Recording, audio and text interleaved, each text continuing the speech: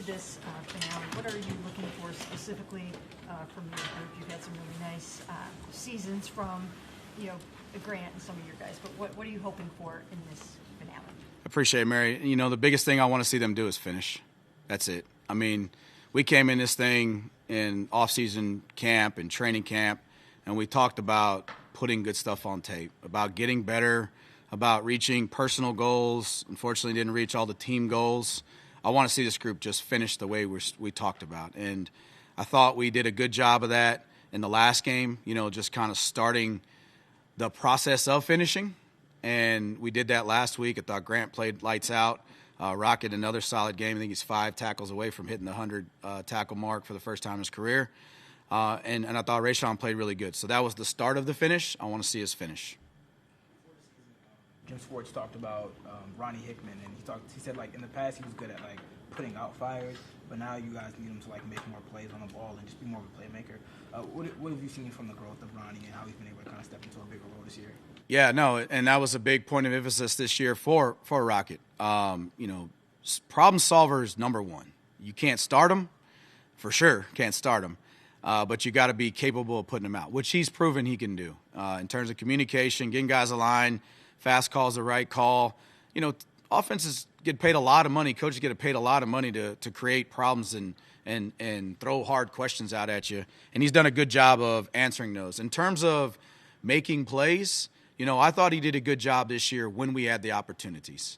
Those types of situations, they're different for every team in every situation. For us, when we had opportunities to make the plays on a ball, or a team was getting after it in that situation, I thought he did a good job coming up with the situations and being there to get the ball when it came. What specifically does solving a problem, putting out fires from the back end, the safety position, what does that look like? It's an offense presenting a problem or when I say problem, I mean a question to the defense that we have not covered in the meeting because it's new. That's their job. They're going to do something different. And that's when you got to be able to go out there and say, hey, you know what? I got the tools to fix this. Let's use this tool, and let's do this right away. It could be, maybe something happens where a guy isn't where they need to be, or maybe he saw it a different way. Can you immediately fix the thing and get us right and get us aligned or get us in the right check or call, or just be like, oh, okay, he went there, I got this. And that's what it looks like for him. And Rocket is a highly intelligent human being. And more importantly, he's a very quick processor. That guy, whatever the newest phone stuff is now, he's got that. Ephraim, what about Rayshawn and what he's added this year? It seems like, stepping into that role that Rod used to have for you guys, and what has he brought? Just the vet presence, the OG presence that we needed in that room that I felt like going into this year we were going to have to replace with losing Rod. He's been amazing. It's been a blessing for me just coaching him his senior year 10 years ago to now. It's just been one of those fun things in coaching that I'll never forget. He's brought that. He's also brought a physical presence to our defense in that spot that I felt like we needed.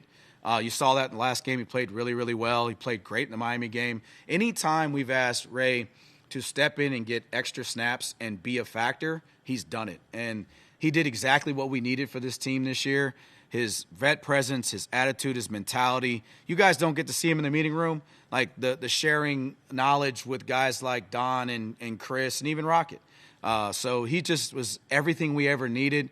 It's a blessing as a coach to be able to coach him again. It's been awesome to see the man he's grown into, the father, the husband, and the player. Has Grant had to take on a little more of that too, kind of that OG role, even though he's still kind of a young guy? No, that was the biggest thing for Grant going into the season was just let's take the next step in that space. Let's be, Rocket always says, Grant, lead us, and that's kind of the quote in that room. And he's done that. He's done it really well. He's been different than, the 2-3 year league Grant to where he's at now. And he's growing more and more into that, vet type safety and providing more vocal communication. Like even today we were talking about a technique and he's like, no, this. And I'm like, yes, that's what I'm looking for. Did you think the taunting call was warranted last week against Rayshawn? Look, at the end of the day, the league it's funny, the league's different now. what they used to call and what they want called now is different than it was 3 years ago. And at the end of the day, it's not whether what I think or what you think or what anyone thinks. At the end of the day, it's what the league wants, and it's our job to adjust to that. So that's just how things work. When things change, you can have a feeling about it, or you can just adjust to what's changing and operate in the way that they ask you to work. And that's all it comes down to. So as you head into this final game, there seems to be an air of uncertainty about what the future is going to be like for everybody, really. And so just wondering, how are you approaching that, maybe not knowing exactly what's going to happen with Kevin or anybody? Coaches have an innate ability to focus on what's right in front of them, probably better than most humans in the world. Our ability to just lock in on what's right in front of us, which is Jamar Chase and Joe Burrow and T. Higgins and that offense, a divisional rival, that's what we're focused on. And we have – that's God's gift to us, our ability to focus on right now. And that's what we're doing. We're completely focused on Cincinnati, a divisional opponent, and finishing what we started. And whatever happens after that happens, and we'll focus on that when it's time. But right now, it's all about the Cincinnati Bengals. I was talking yesterday about, one of the big things that from going from a player to a coach and dealing with that, blocking out that noise and everything, was just kind of staying off Twitter, staying off social media. When you're in college, I mean, you kind of have to because of recruiting and everything, a little bit beyond there, a little bit more maybe. Does it help that when you're in the NFL, that stuff, I mean, it's much easier sort of to kind of lay off social media? I understand the question. I see it differently. I think you're blind if you don't know what your players are seeing. It goes back to my kids. My kids are on social media, so therefore I better know what they're doing and what they're looking at, what they're seeing. If I'm not, then I feel like you're being a blind parent in a sense. Now, it doesn't mean you need to believe it all, and it doesn't mean it needs to direct you, and that's where the discipline of understanding and controlling your emotions has to come into place. But with that being said, to answer your question, I think you got to know what's out there and what's going on. If you're not, you can kind of somewhat be blinded a little bit to some things. But it also helps me guide my children. It helps me guide my son and my daughter to what is out there and how to handle it. And I feel like, again, that's different maybe for me because I came from that world. And I understood if you do turn a blind eye to it, what the issues could be to that. But if you also pay attention too much to it, what it could be. So I may be cut from a different cloth in that space, and I don't know if that's the right or wrong answer, but I also know that's the today answer. Appreciate you guys. Thank you for all the time this year. You guys have been amazing. Have a great New Year's. Have a great 2026.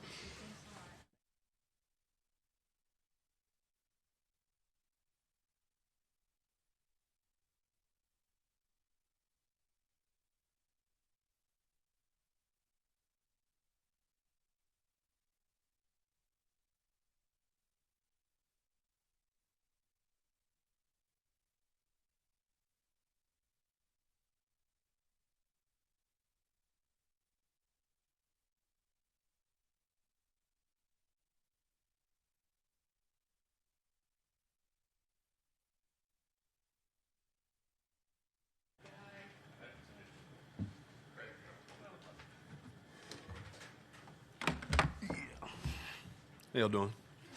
Good.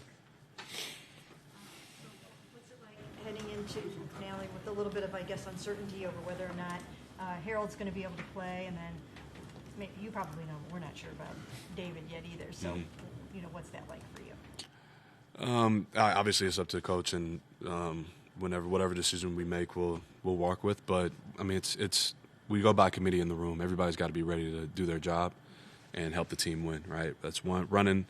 Catching the ball, blocking out in space. We all understand our role and we all understand what we have to do. So I think everybody's excited and ready to go and finish the year strong with a win. Harold got injured. When Harold got injured last week, I mean, he was so adamant he was going to play, and obviously did try to play. Just how have you seen that fight in him? Because it seems like just such a part of who he is that he's going to do everything to try to be out there for Dave. Yeah, he's a very tough player. I'll give him that. He's very tough. He always tries to go out there and do what he can for the team to win. And he fights through a lot of things, whether it's a nicks, a bump, like anything he has, he's going to do his best to go out there and play. And, you know, even when I'm out there watching him play, I'm like, okay, I'm kind of counting down on when he's probably going to be out. He still powered through it, and it's, you know, it's a testament to him that he finished with the catch and a touchdown like he did because he worked so hard for those things. David, it feels like it's been a difficult season for him. Obviously, he's dealt with injuries. How have you seen him handle that? Nothing but positivity. That's all Dave is he's a mountain of positivity. He walks in the building every day. He's got a smile on his face. He's supporting his teammates, supporting everybody in the room. I mean, he tries to lead in that way, and he does a great job of it. He's got a little bit of an uncertain future here, right? Last year was contract. Mm-hmm. Do you think he's got a bunch of good years left in him? Yeah, absolutely. I think it's up to him. You know, how he decides to approach this offseason, how he decides to approach, you know, the end of his career. I think he can do anything he wants to. He's got that in him. So, you know, it's been rough with all the injuries he's had. That always is difficult when that holds a player back. But we've seen what he can do when he gets out there on the field and he has opportunities. So I think there's still a lot left in him. In a game like Sunday, when obviously you don't have David, you don't have Harold, so guys like Blake and Sal and some of those other guys in your room have to step up. Do you take a little extra pride when they get their opportunity and make plays? I wouldn't call it pride. I think I'm just really excited for him. I don't, you know, like I said, I don't give myself any credit for what the guys go out there and do, right? I just take pride in that they know what to do. Them executing and them making the plays is all up to them. So I think I'm just really excited to go watch those guys make plays and whoever's out on the field make plays and see those guys go do their thing out there.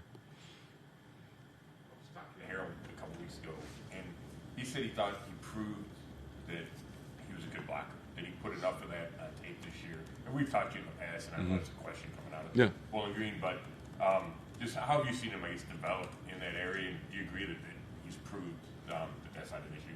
Yeah, he's done a good job. I would say it's really the growth in dealing with the different looks that you can get from defenses in a game. I think it's always a lot more variety from the defensive line to the linebackers to the safeties.